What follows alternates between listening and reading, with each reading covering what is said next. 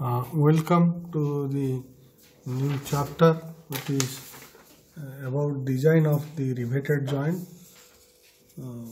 So in many structural applications like the boilers, the pressure vessels, the bridges, the trusses, the cranes and several machinery, you will see the rivets, and this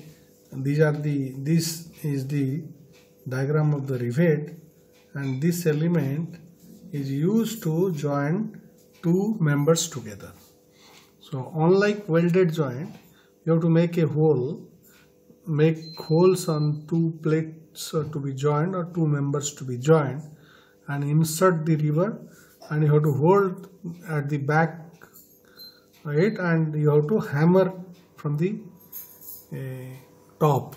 So both the plates or both the members will be joined by application of the force. So this will be the flared or the deformed point portion of the rivet, and it will lock it, and it will not allow member 1 and member 2 which are joined. So this is member 1, this is member 2, they are kept one over the other and they are drilled, and through that this kind of rivet is inserted, and from the back you have to hold using the backup bar, and from the top you have to hammer it, or by application of the pneumatic or hydraulic pressure repeatedly you have to flare this point portion so that it takes the shape of this, or it won't again come back, and to join these two things mechanically or fasten with the help of this. So this process is known as joining, and you can see look how does a rivet look like. Rivet is looking like this. So it consisting of three important things.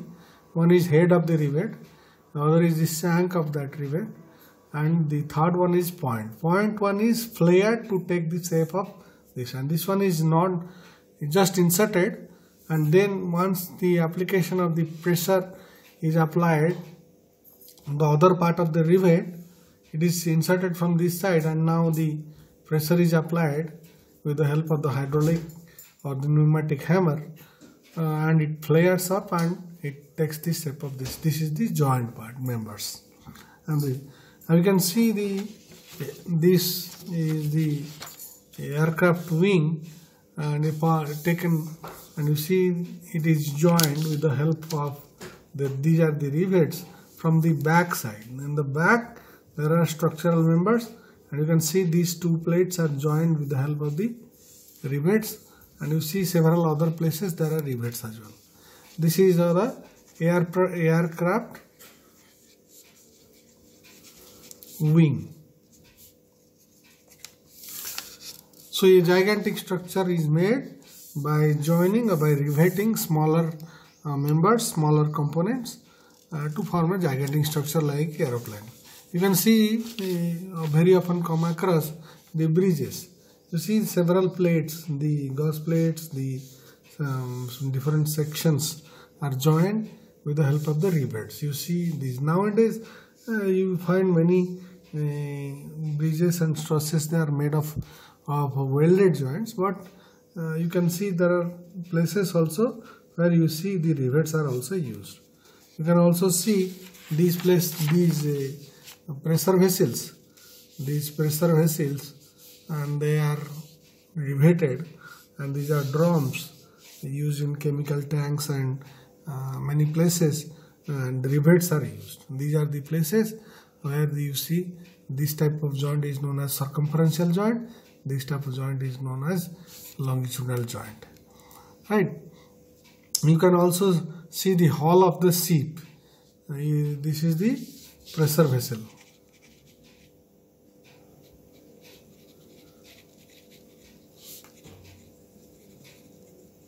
So large pressure vessel is made out of the plates, and the plates are riveted. This is the longitudinal riveting, and that was the circumferential riveting. This one is circumferential joint, riveted joint. This one is longitudinal joint. Right. So these are the examples of this. Now let me tell how the rivets are specified. Rivets are basically specified by their diameter. Rivets are specified by their diameter. So the diameter, you see standard rivets are available, for example 10, 8, 10, 6 also, 14, 16, 18. These are the shank diameter of the shank diameter. These are the shank diameter. And 24, 27, then the increment is 3 mm, 3 mm, like that. You can see there are several rivets available. So rivets, you see the method of riveting, one is the cold riveting, the other is the hot riveting. In cold riveting, you apply the pressure as it is and without application of the heat. You don't have to heat the rivets, and the joint is made without application of the heat. But in case of hot riveting, the temperature, you have to increase the temperature of the rivet about 1000 degree or 1100 degree centigrade. Then you will do the riveting. Hot riveting, the ends of the rivet is heated about 1000 degree to 1100 degree till it becomes bright red, and then you have to apply the blows through hammer and do the riveting. But in cold riveting, there is no such heating. In hot riveting, when the rivet cools, the reduction in length because of heating, the rivets gets extended. When it is getting extended, and when it cools, when the rivet cools, the reduction in the length of the shank is prevented.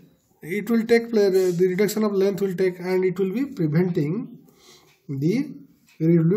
by the head resting against. So this is the head, and it was elongated when it was hot, and when it is cool, the length reduces. So the length of the rivet, when it tries to reduces, is prevented by the heads. So these are the heads, so it will prevent it from getting shrink, because the head is resting against the connected members. These are the connected members. So the head are resting, and when it is hot, it is elongated, and when it is cooling down, it is reduced in length, and therefore the shank portion of the rivet is subjected to tensile stress while the connected parts are compressed. You see this will be in tension. When cool, it cools, and if you take out the plates will be in compression, and this is the bolt will be in tension.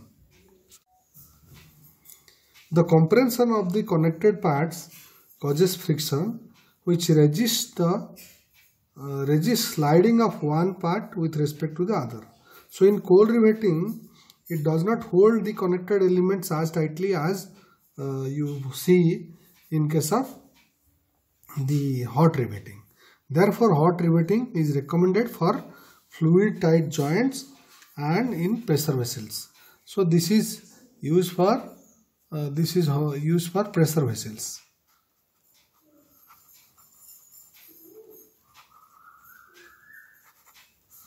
This is hot riveting, and it is used. In hot riveting, the shank of the rivet is subjected to tensile stress, as you can see here. Here is the figure. And in cold riveting, the shank is mainly in shear load. This is for hot riveting, but in case of cold riveting, it is normally subjected to shear loads. Cold riveting is applicable for steel rivets of 8 to 10 millimeter dia. If the diameter of the steel rivets are more than 8 to 10 millimeter, then it is better to do the hot riveting. And rivets made up of non-ferrous metals like brass, copper, aluminum alloys, you can use the cold riveting even for the larger diameter of the rivets. So steel rivets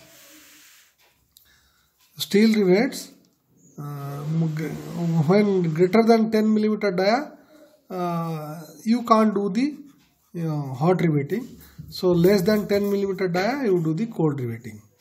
But non-ferrous alloy, cold riveting, alloy of the rivets, you can do the cold riveting. So normally there are two methods. So when you rivet, you have to make hole. So there are two ways of making holes on the members to be joined. That is punching, the other is drilling. In punching, you see sometimes the parts itself is get damaged because the punching injures the metal in the vicinity of the hole, whereas the drilling operation does not injure the metal. So, and drilling is more accurate. You can see the damaged crack in the surface of the punched out part, and there is a limitation also. You can only punch maximum about 25 mm plate width or plate thickness. Beyond that, you can see fine cracks are appearing around the periphery of the holes in case of punching of thick plates. So if there are cracks, so punching beyond 25 millimeter will initiate crack around the periphery of the holes. So that's why it is not advisable to punch plates for making rivet holes beyond 25 millimeter thickness. That's why the drilling of operation is feasible for any thickness, so you can do it using this. Sometimes punching operation is followed by reaming operation. So in critical joints, this combines the advantages of punching and drilling. Which one? The reaming. Traditional structures involving riveted joints are classified into three groups. Normally I told you it is for boilers and pressure vessels 1. Second is bridges, boilers and pressure vessel 1 category. Bridges, trusses and cranes second category. And then the ship and aircraft structures, they are third category. So these are about the rivets. Now talking about the advantages of the riveted joint over the welded joint, because the welded joint are more popularly used in many places, and we have to compare the advantage of the riveted joint with respect to the other joint, which is the welded joint. You see, welded joints, rivet joint is more reliable than the welded joints for components subjected to vibration and impact process. So in case of when the component is subjected to vibration and impact process, riveted joint is better, and it is also better for non-ferrous metals than the welded joint, because welding of aluminum is a difficult process. So when it is possible, you can use riveted joint in case of aluminum. Suppose in case of non-ferrous metals where dissimilar metals are to be joined, in that case welding will be a difficult proposition.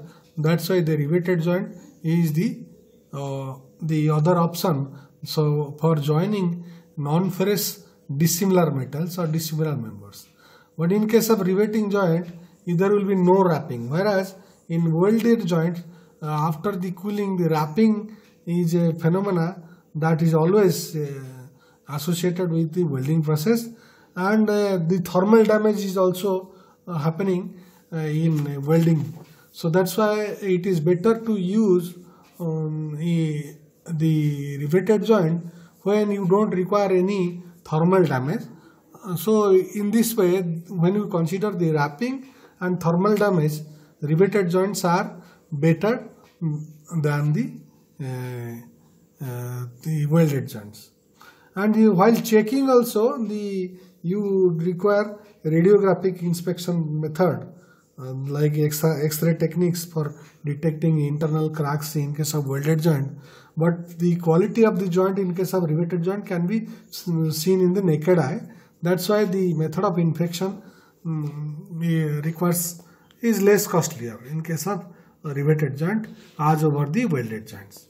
But there are few disadvantages as well. Because you are making holes before the parts to be joined, it is more capital intensive and labor intensive. So the overall cost will be little higher. And in case of the welded joint, the metal requirement will be less, whereas you are putting additional things like rivets into the structure, so the weight of the component will be higher. So more weight will be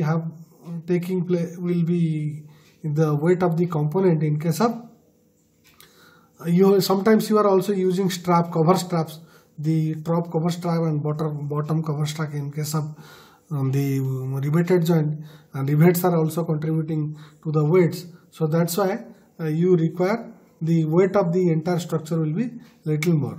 And doing riveting is also a noisy operation rather than welding is not less noisier. So the riveted joint is a noisy operation.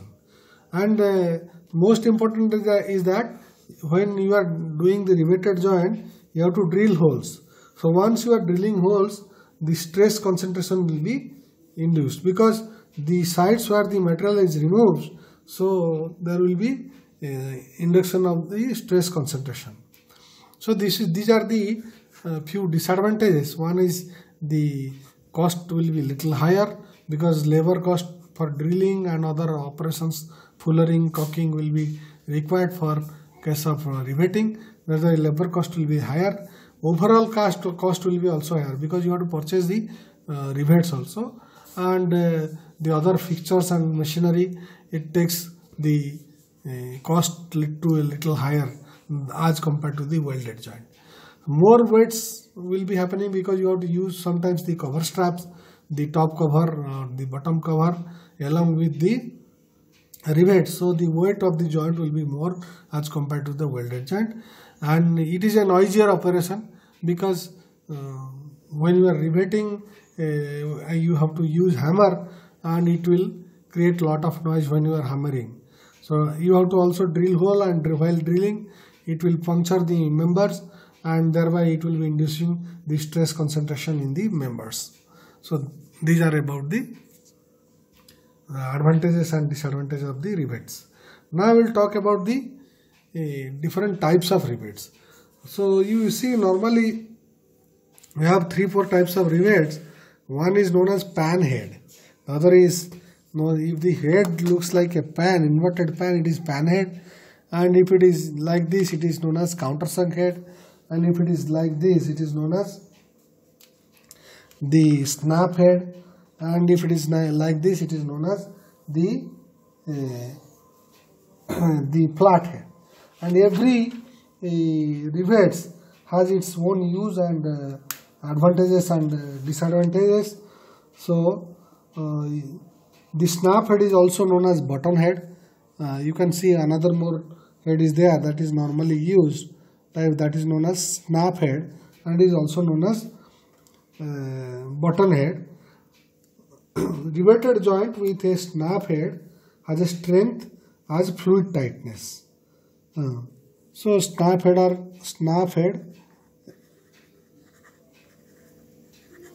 normally used for fluid tight joint, and it is used in the boilers, pressure vessels, and also in general in other engineering application. Its main drawback is the protruding head, and sometimes you see the heads are protruding out. You see the heads are these are the snap, or the heads are protruding out of the surface. So that's why the main drawback is that it is sometimes objectionable in many cases. Then the pan head rivet. We talk of the pan head. This is the figure of the pan head. The various other dimensions are shown in this figure. Panhead rivets are mainly used in boilers and sieve halls and are ideally suited for corrosive atmospheres. So these are mostly suitable for sieve building and hall of the sieves, and it is for corrosive applications.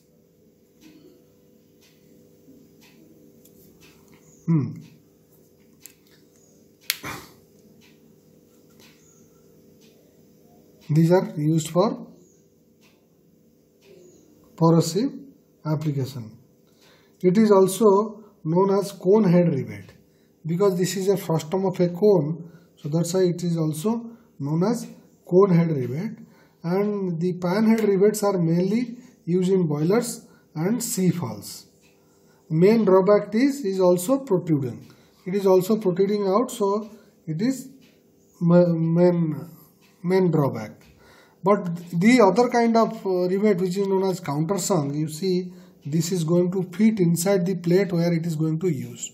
So you have to create a countersunk hole, and it can be employed in the places where the protrusion is objectionable. Countersunk head rivets are used for structural work and sieve halls below water lines, and countersunk holes weakens the plate because you are creating additional larger holes, so it will weakens the plate to a greater extent, right? Therefore, countersunk rivets should be used under unavoidable circumstances where the protrusion is creating problem. You can use it, but it is better to use the snap head or the pan head where the protrusion is not going to create any problem. Then the next is the flat head. And this next is the flat head. Flat head rivets are small in size and is called also Tinman's rivets also. This is also called Tinman's rivet. This is also called Tinman's rivets. And it is used for joining steel plates up to 4 mm thickness. These are used for smaller smaller thickness structural joints.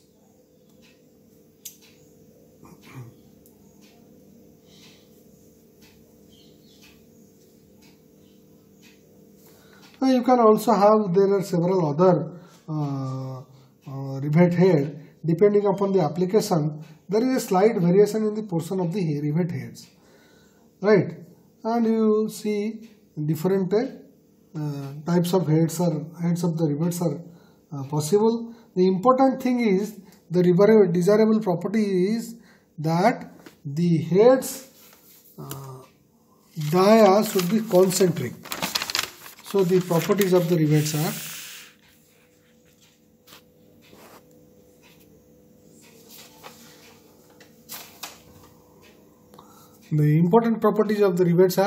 it should be sound, it should be free from defects, cracks, flaws, burrs, and it should not be having any seam, or it should be having any pits as a defect. Pitting should not be there. This is the important property. Then head should be concentric to the axis of the shank. If it is not concentric, then it will be creating problem for making joint while hammering it. So that's why the head should be concentric to the axis of the shank. End of the rivets should be square with respect to the axis. That square means there should be perfectly, this angle should be 90 degree. If it is not 90 degree, it will be creating bending of the head of the rivet. So it will not be sitting perfectly on the plates to be flat surface of the plates or the members to be joined. So there should be perfectly 90 degree angle. Now we will be talking about different types of joints. Now we will talk about the types of the riveted joint. So basically there will be two types of riveted joint. One is lap joint, the other joint. This one is the figure of the lap joint. See, this is the member 1 and member 2. The member 1 and member 2 is shaded with different sets. First, the hole is drilled in the plate, member 1. Second, another hole is drilled which will be equal to the size of the diameter of the rivet shank, and two holes after healing they are kept side by side, and a rivet is inserted, and after that the riveting is done. So once the riveting is done, so these plates are held together and these plates cannot move apart. So this is the lap joint. In this case, one plate is kept over the other plate. So this is the simplest kind of joint, and this lap joint, you see one plate is sitting over the other and there is a drill hole, and then these holes are aligned. These holes on the drill holes on the both the plates are aligned, and the rivet is inserted, and then riveting is done. After riveting, this becomes the lap joint. But whereas in case of butt joint, the plates to be joined or the members to be joined are kept side by side. This is the plate 1, this is the another plate 1, another plate 2. They are kept side by side, and on top of that another plate is kept, on bottom another kept is done, and the holes are made in the top plate, in the plate 2, and in the bottom cover strap, top cover strap. All 3 holes are made. In this case also, 1 hole, 2nd hole, 3rd hole, and then 2 rivets are inserted, and then riveting is done. This is single lap joint. This is also a single butt joint, single riveted, because 1 rivet per plate, so it is single riveted. This is not double riveted, this is single riveted butt joint. So these are the we will talk different terms about the pitch, margin, and diagonal pitch, transverse pitch, while I will be talking about the different joints in detail. Before that, let me talk about the rivet material. Mostly the rivet material is, in case of MS rivets, it is hot rolled and made up of high tensile strength material. High tensile strength material, and the carbon percentage is 0.23, and the sulfur content in this is 0.05%, and the phosphorus content is in this 0.05%. And sometimes you can also see non-porous rivets, the stainless steel rivets, when it is the medium is corrosive, so it is better to use stainless steel rivets. Other rivets like aluminum, copper, bronze are also frequently used. So these are the rivet materials. Normally, let me then talk you about the different types of lap joint. See, this is basically, I am going to talk about this is the single riveted lap joint. Now you can see this is plate 1 on the top, another plate is there bottom. You can see 2 lines, dotted lines, because that will be referring to this edge and this edge, 2 edges. So it will be 2 lines here, dotted lines here, right? Dotted line. And on the top of it, another plate is there, and you see both the plates are kept one over the other. This is the top plate, this is the bottom plate, and a hole is made, and then top of that you can put rivets. See, this is a longer plate, so the rivets are made one after the other along one line. So 1 row of rivet is there. That's why it is single riveted lap joint. Lap joint because it is kept, one plate is kept over the other, and single riveted because there is only 1 row of rivet. And you see this distance between the center of one rivet to the center of other rivet along a particular row is known as pitch. This center of one rivet to the center of the adjacent rivet in a particular row is known as pitch of the rivet. And you can see this is the double riveted lap joint. You see 1 row here, this is another row. This is the top plate, this is the bottom plate. Top plate in the top view is this one, this is the cross sectional view. In the bottom plate it is this one, and it has taken a cross section from here. So when you cut, you can see this one. This is the place where the rivets are inserted. This is another row of the riveted. So there are 2 rows of riveted, so that's why it is double riveted. Lap joint because one is sitting over the other, and it is chain riveting because 2 rivets in the adjacent rows are kept side by side. And so this will be the pitch of the rivet. This will be the pitch of the rivet, and between the 2 rows the distance is known as back pitch. This is known as back pitch. So we talk of the back pitch, which is the distance between the centers of the 2 adjacent rivets in a particular row, and back pitch is the distance between 2 rows of the rivets. And you can see this is also a double riveted because there are 2. First thing is it is lap joint because the plate is sitting over the other. Second is it is a double riveted because there are 2 rows of rivets. But in this case it is a chain riveting because there are 2 rivets and 2 different rows are kept side by side, where it is kept in the between the distance. So this will be the half the distance. If this one is the P, so this distance will be the P by 2 distance. So pitch by 2 distance, so they are forming a zigzag pattern. So that's why it is double riveted lap joint but with zigzag pattern of riveting. Similarly, you can see the triple riveted rivets also.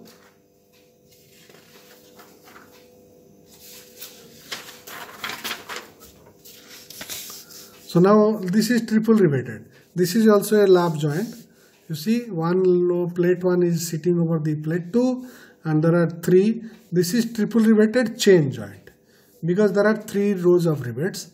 And the rivets are kept side by side, so it is chain pattern. So lap joint, chain pattern, and triple riveting. So it is triple riveted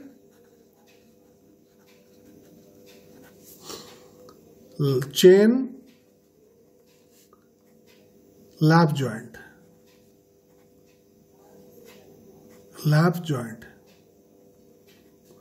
In this case, the section plane is this one, so you can see the sectional view of this rivet, but this is triple riveted because there are 3 rows of rivets, and you can see this is row 1, row 2, row 3, and the alternate rivets, you see here these rivets are forming this type of pattern, and that's why it is not chain joint but it is zigzag riveting. So it is triple riveted zigzag lag riveting. So triple riveted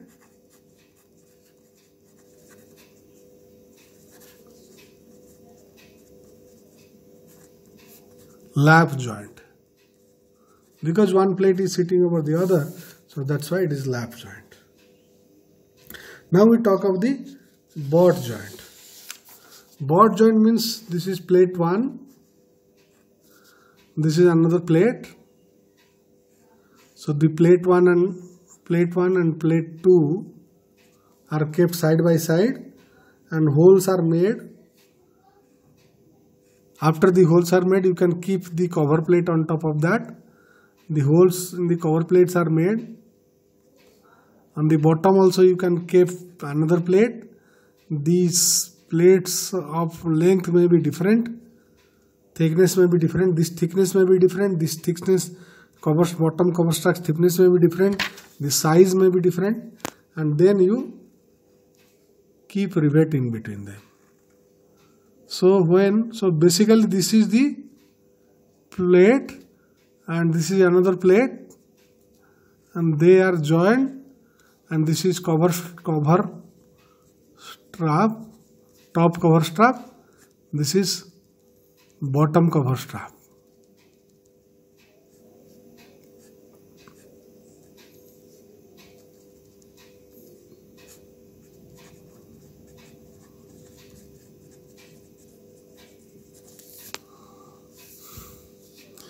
So these are the 2 cover straps.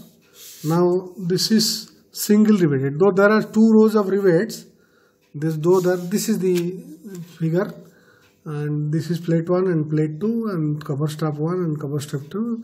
In this case thickness is different, T1 and T2, and you see the one row of rivet in each plate. So it is single riveted, it is not double riveted, because one row of rivet per plate. So that's why single riveted double strap board joint, because there are two straps used, so there are double straps, strap 1 and strap 2. So single riveted double strap board joint. So this is the configuration of a single riveted double strap board joint. There are two straps, so that is double cover strap or double strap board joint. There is also possibility that you can use only one cover strap. So in that case, single riveted single strap board joint it will be having. And point to be remembered, though there are two rows of rivets, you can see that is only one rows of rivets. There is only one row of rivets in the particular plate. So this is known as single riveted, because there is a single row of rivet in the particular plate. So this is about the single riveted.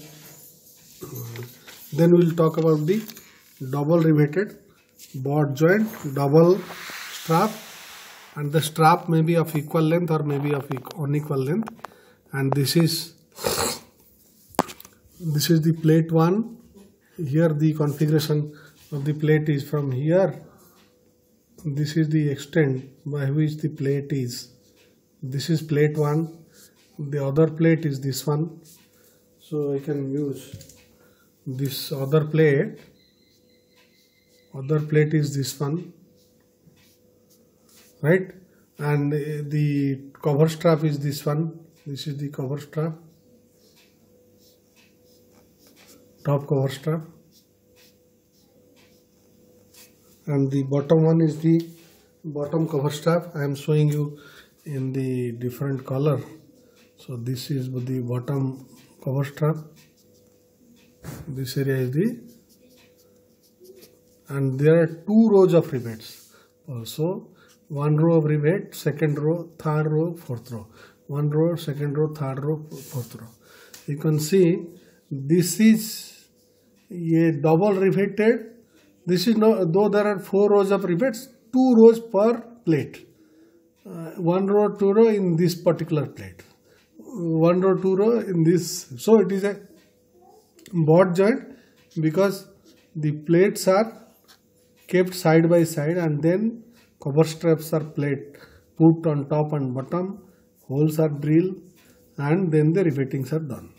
So it is also chain riveting because they are adjacent rivets in the particular rows are kept side by side. So that's why it is double riveted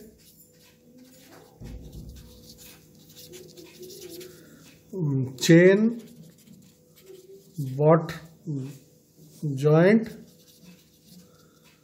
with equal cover strap.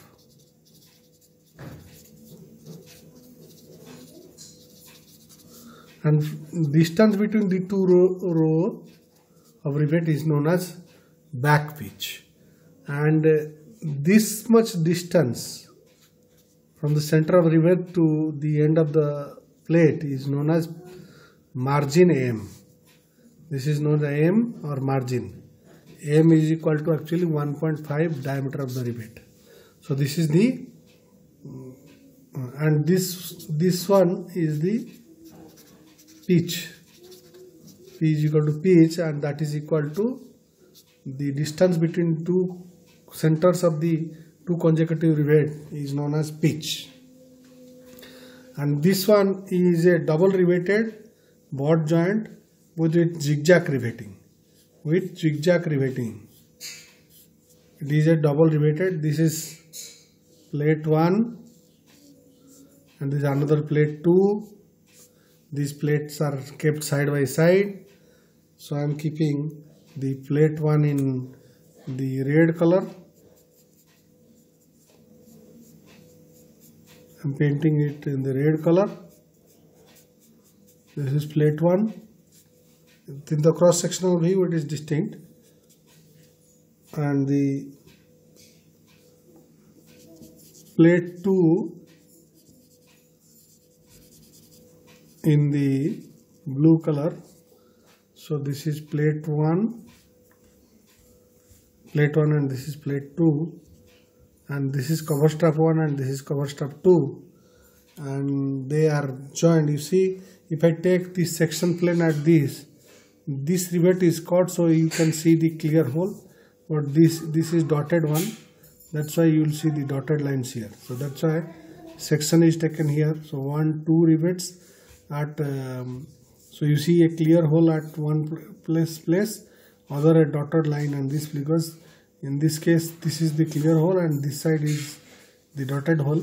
So that's why this is cover plate 1, top cover plate or top cover strap. You can say the strap also.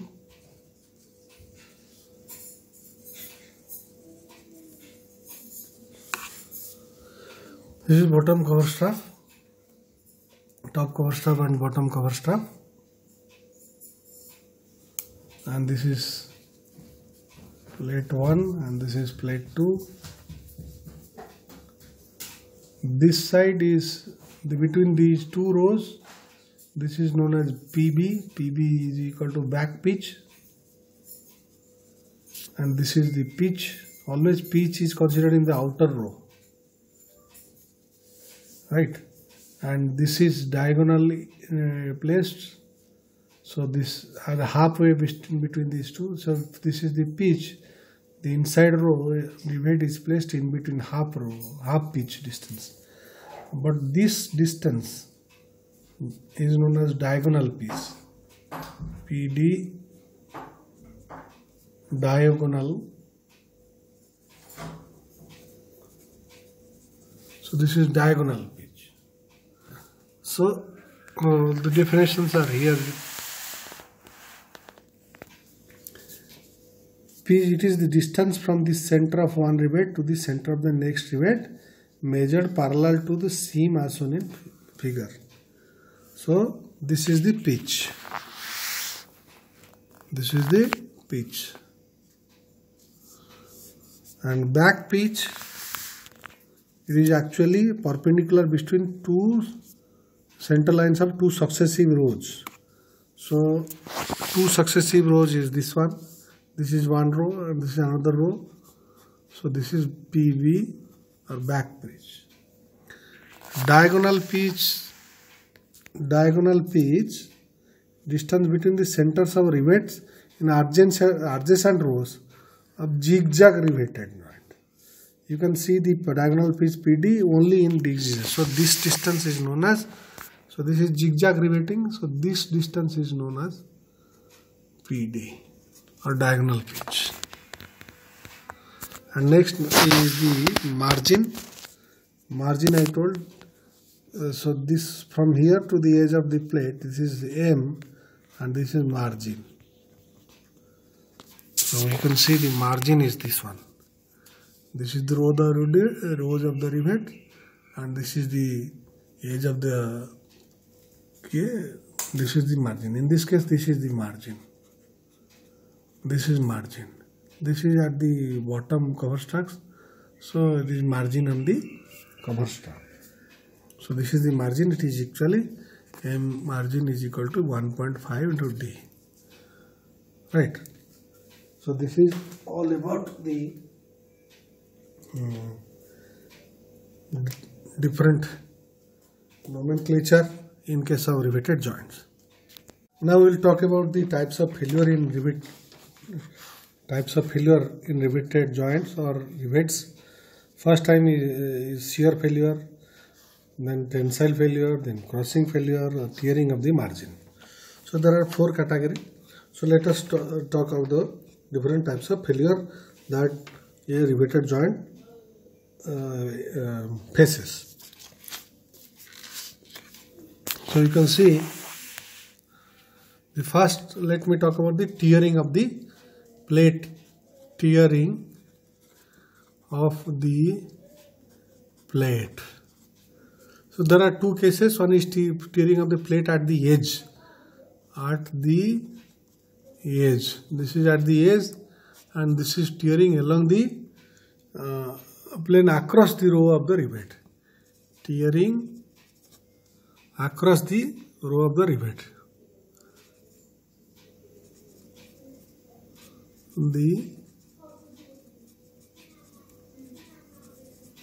See, in this case, let's say this one is the top plate, which is this top plate, and then behind that there is bottom plate, and you can see this portion of the bottom plate. That's why the riveted, that's the dotted line, and the bottom plate, and this is the top one, and this is the bottom one. Bottom one is this much, and top one is this one. They are joined with the help of the rivet. So there is rivet hole, and you see, if you remove the rivet, the riveting is done very close to the edge, that if it is margin is less than 1.5 D. If this is the margin from the center of the rivet to the end of the plate along this shortest distance, if it is less than 1.5 D, D is the diameter of the rivet hole, then there is a chance that plate may tear. So when there is a pull, if the plates are pulled with some magnitude P, when they are pulled, so it may happen one of the plate may tear along the edge. So that is edge. If you keep margin greater than 1.5, so no tearing of the plate at the edge will happen. Edge will happen. This can be avoided by keeping margin M is greater than 1.5 D. Now the other kind of tearing may happen, that is tearing across the rows of the rivets. So due to tensile force P, when this is top plate and the bottom one is this one, and there is, let's say there is rows of rivets, and it may fail along this vertically, it may fail. So it may fail and get separated. This portion comes out, this portion comes out. So we can consider there may be a total a long plate. The joint may be a long one. Joint may be a long one like this, or joint may be like this, but we will only consider a pitch length. We will consider a pitch length. We will consider the pitch length like here. So we will consider the pitch length, and we since every rivet is responsible for that match length, every rivet is responsible for pitch length of the plate only, then if you calculate for a pitch length, then it will be for the whole joint. So how do you find out the resistance offered by the plate against tearing? You have to find out. This is the tearing resistance. So how do you find? Let's say the small p is pitch, and this is, so if you consider this place and the material, this much of material is not there, because if you see the plate, and there will be a hole here, and there will be another hole here, and if the plate is this, so if you consider this pitch length, so P minus half P minus d by 2 again minus d by 2, this will be the distance. This is d by 2, this is also d by 2. This is d by 2, this is d. So P minus d by 2 is the intact area. Intact area will be this one. If I do a picture of that, then you can see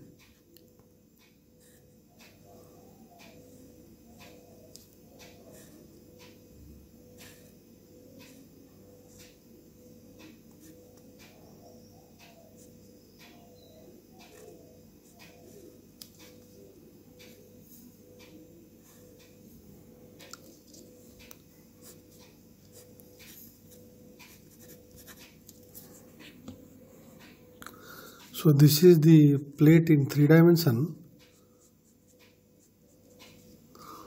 and this much is the pitch length. So in the pitch length, this much is the half the radius, d by 2, and this is d by 2. So total length from here to here, which is intact, is actually this much is p minus d, or d by 2 into 2, that is equal to p minus d.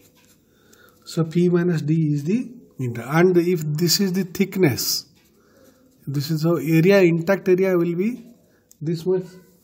Intact area will be actually the shaded area. I am going to show you it is in the red zone.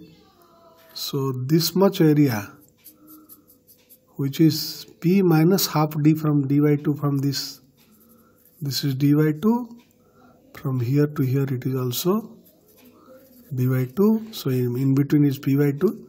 So area will be actually, intact area will be, resisting area will be p minus d by 2 into 2 whole into the thickness of the plate t. This is t. So the area will be, tearing area for pitch length will be p minus d into t. So tearing resistance will be the pull required to tear plate for pitch length will be equal to area into sigma t, strength of the material. So p minus d into t into, this is the area and this is sigma 2. So that is the tearing resistance. So tearing resistance of this will be p minus d into t is thickness into sigma t, that is equal to pt, or tearing resistance. Tearing resistance we call tearing. So this is about the tearing of the plate. Now we will cover the shearing resistance. We will try to find out the shearing strength or shearing value of the rivet. Shearing resistance or shearing strength or shearing value of the joint, riveted joint.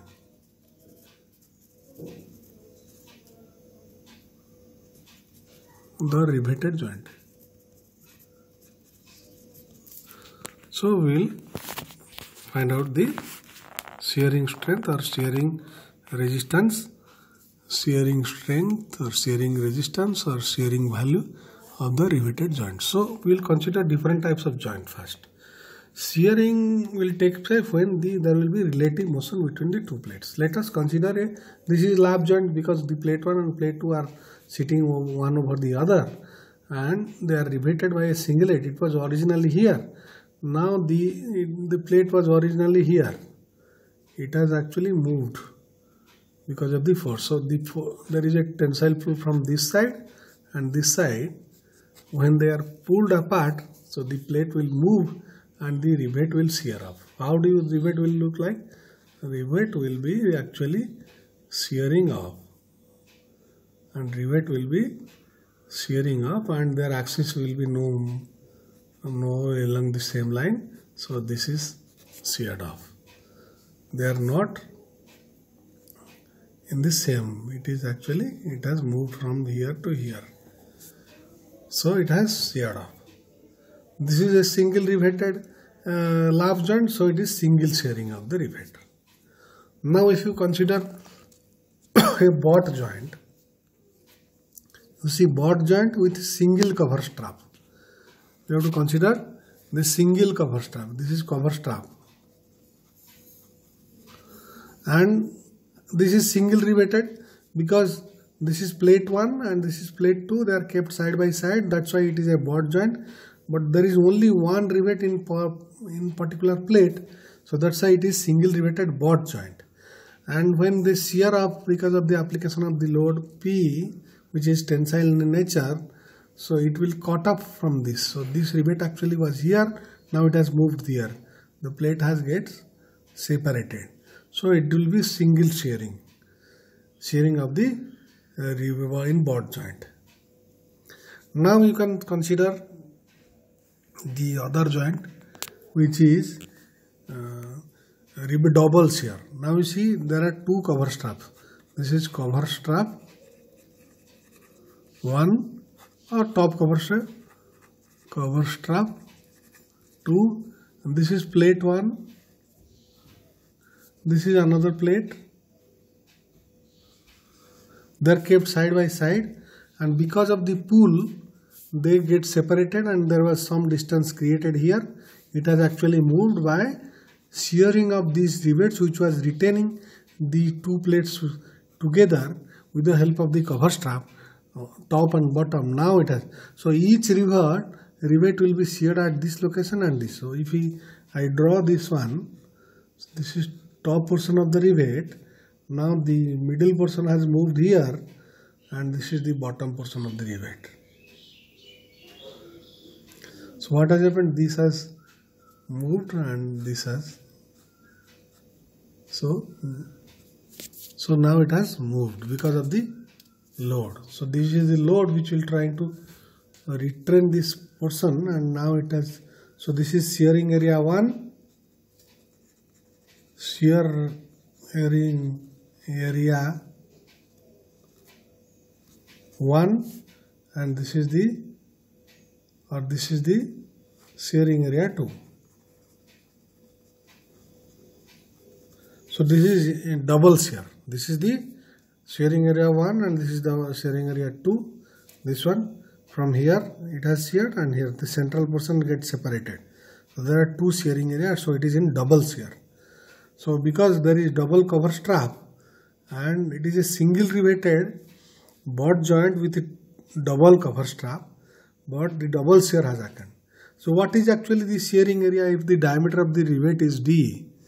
If the diameter of the rivet is D, if I consider the rivet like this, and if the diameter of the rivet is D, so the shearing area will be pi by 4 D square is the shearing area.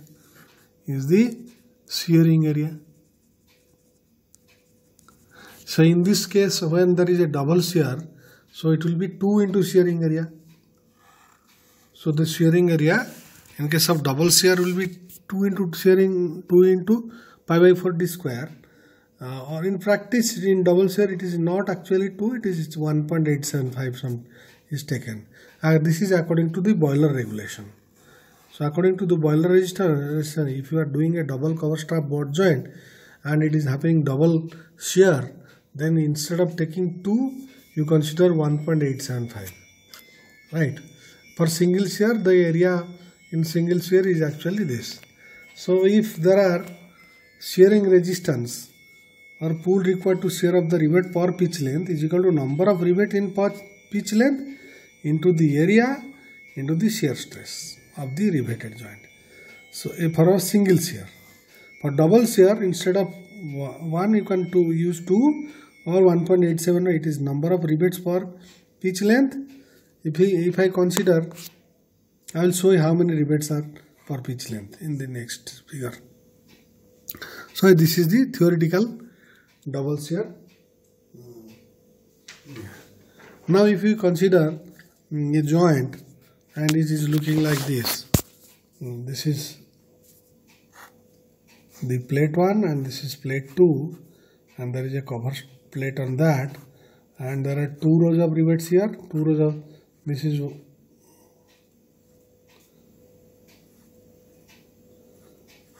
a butt joint, with 2 equal cover strap, 2 unequal cover strap. Then you see per pitch length, this is the pitch length, so this will be how many rivets? Half rivets here, half rivets here, 1, half rivets here, half rivets here. So number of rivets in this case will be 2. So this n is actually n is equal to 2, because per pitch length there will be half 1, half 1. So 2 rivets per pitch length. So n is equal to 2 in this case, right? So this is how you should calculate the number of rivets in the pitch length. Then we will be talking about the crossing of the plates and rivets together or differently. A rivet may cross or this may cross. This is the figure where the crossing is taking place. You see, if I do the three-dimensional view of the plate,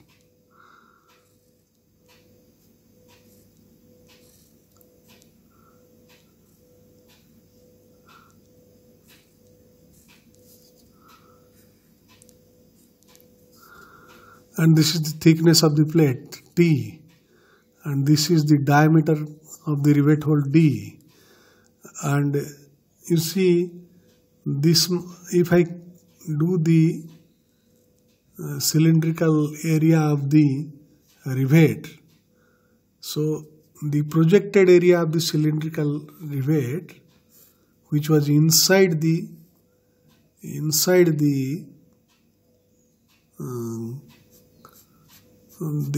plate, is this one. So the projected area will be actually this much. So that projected area is crossed. Like crossing is just like, if this is it is crossed by application of compressive, it is crossed like this. So when it is crossed like this, you apply pressure to cross it. So the diametral area is the projected area, which is the will provide the crossing resistance.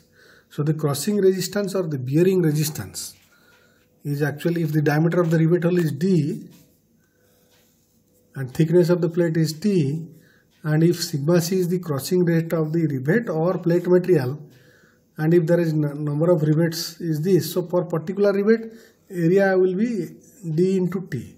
So this will be the area. This is the diameter D, and this is the plate thickness T.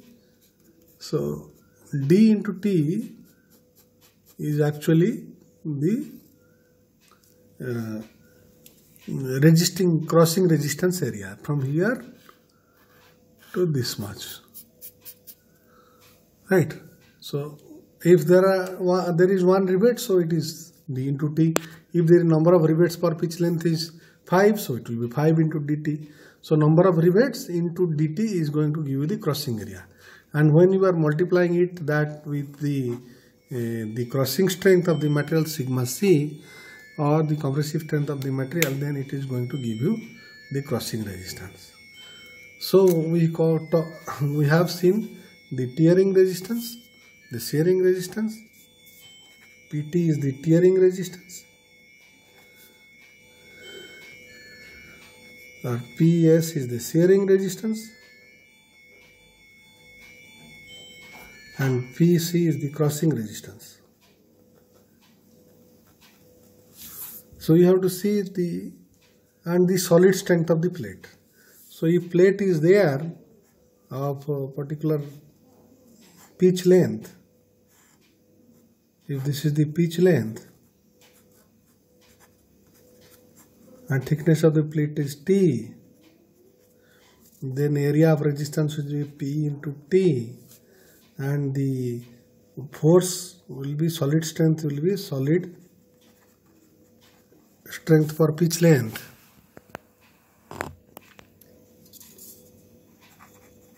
will be P into T into sigma T.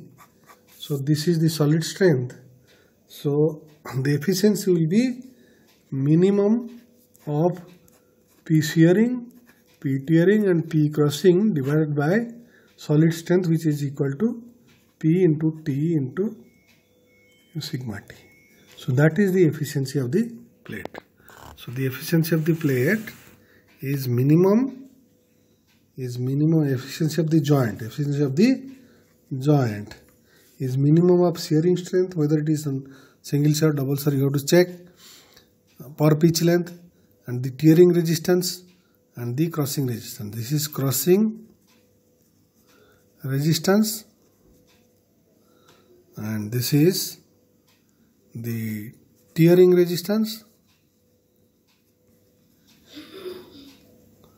and this is the shearing resistance.